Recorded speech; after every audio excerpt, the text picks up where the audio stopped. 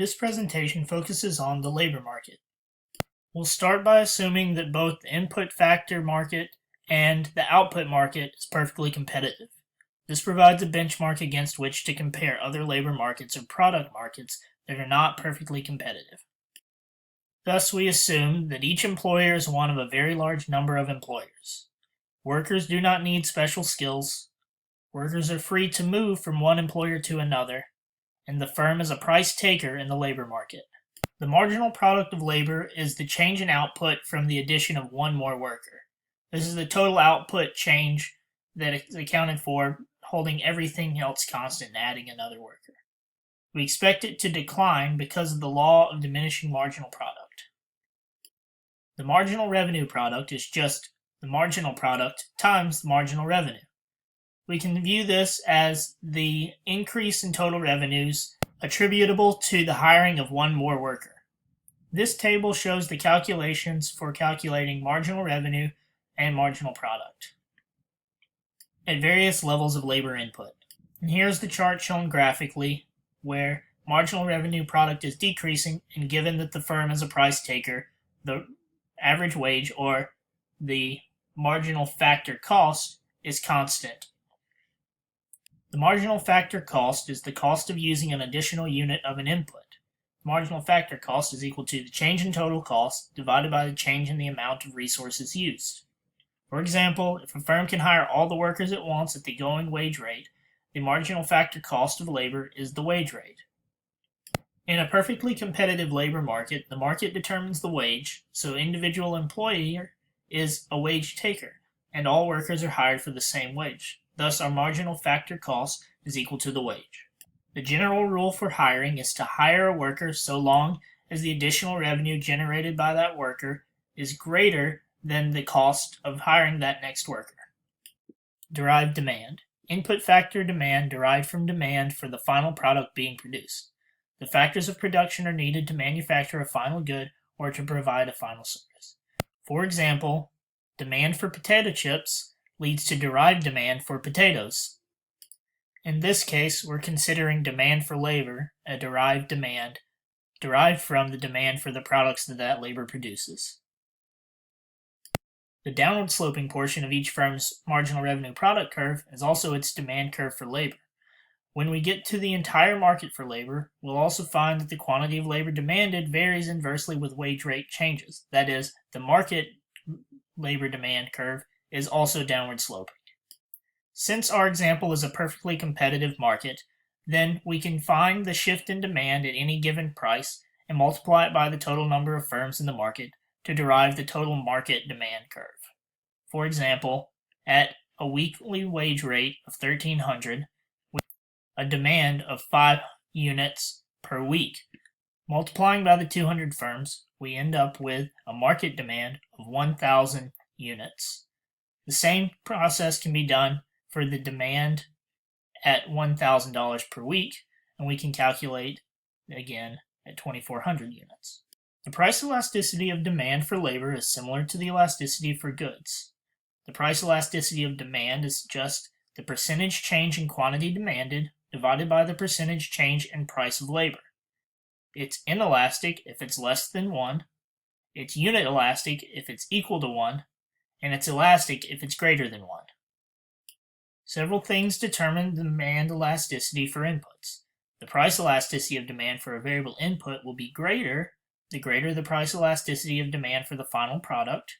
The easier it is to employ substitute inputs, the larger the proportion of total costs accounted for by the particular variable input, and the longer the time period available for adjustment. Now let's add the labor supply curve so that we can calculate the equilibrium wage rate for workers in an industry. Here's a graph of the labor demand and supply curves and their intersection, leading to an equilibrium wage rate per worker per week of $1,000.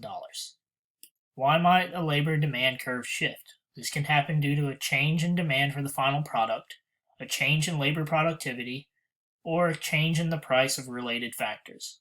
A change in the demand for the final product that labor is producing should shift the market demand curve in the same direction. A change in labor productivity should shift the market labor demand curve in the same direction also. A change in the price of a substitute input will cause demand for labor to change in the same direction. Changing the price of a complementary input will cause demand for labor to change in the opposite direction. Labor supply curves may shift because of changes in wages in other industries, changes in working conditions, or job flexibility. For example, outsourcing. Outsourcing is a firm's employment of labor outside the country in which the firm is located. The U.S. loses jobs and gains jobs from outsourcing. Some U.S.-based companies outsource labor to other countries, and some firms based around the globe outside of the U.S. outsource labor to the U.S. Here we can see the outsourcing of U.S. computer technical support services. In panel A, we see that where the wage rate is higher, the demand drops, and so the equilibrium wage rate and quantities demanded go down. They're compensated by an increase in demand for Indian workers, where the equilibrium wage rate and the quantity of labor demanded increase. As we saw, U.S. workers may be affected by outsourcing. If cheaper labor is available in other countries, this will dampen the demand for U.S. labor.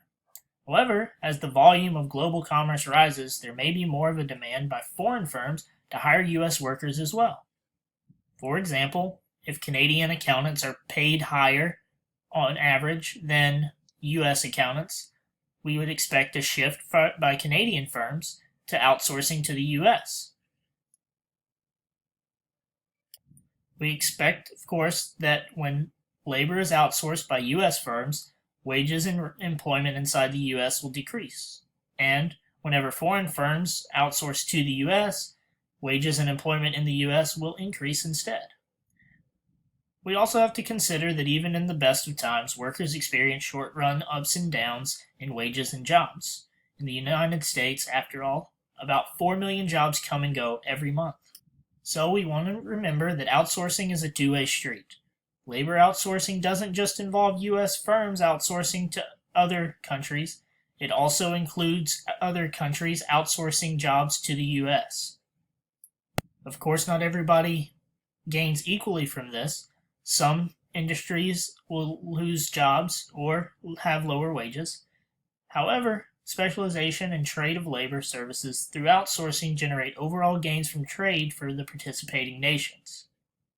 Now let's consider a firm selling its product in an imperfectly competitive market. We assume that the firm purchases inputs under perfect competition still. That is, outputs in either a monopoly, oligopoly, or monopolistic competition market, but labor and other inputs are still in perfect competition. Since the firm is selling its output in a non-perfectly competitive market, we have to remember that marginal physical product falls because of the law of diminishing marginal product as more workers are added. Additionally, the price and marginal revenue received for the product sold also falls as more is produced and sold. Panel A lays out several economic calculations at various labor input levels for the non-perfectly competitive market. We can see graphically that while the supply curve for labor is still flat, the demand curve is no longer constant or equivalent to the marginal revenue product. So why does the monopolist hire fewer workers? Well, the answer to that is that the marginal benefit to the monopolist of hiring an additional worker is affected by the fact that the monopolist faces a reduction in the price charged on all units in order to be able to sell more of the product. To minimize cost at a given rate of production, the firm will hire factors of production up to the point at which the marginal physical product per last dollar spent on each factor is equalized.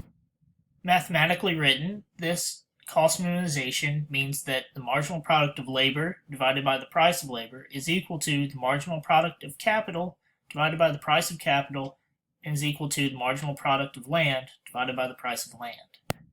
Profit maximization occurs where the marginal revenue product of labor is equal to the price of labor, or the wage. The marginal revenue product of land is equal to the price of land. We can consider this rent. And the marginal revenue product of capital is equal to the price of capital. That is the cost per unit of service.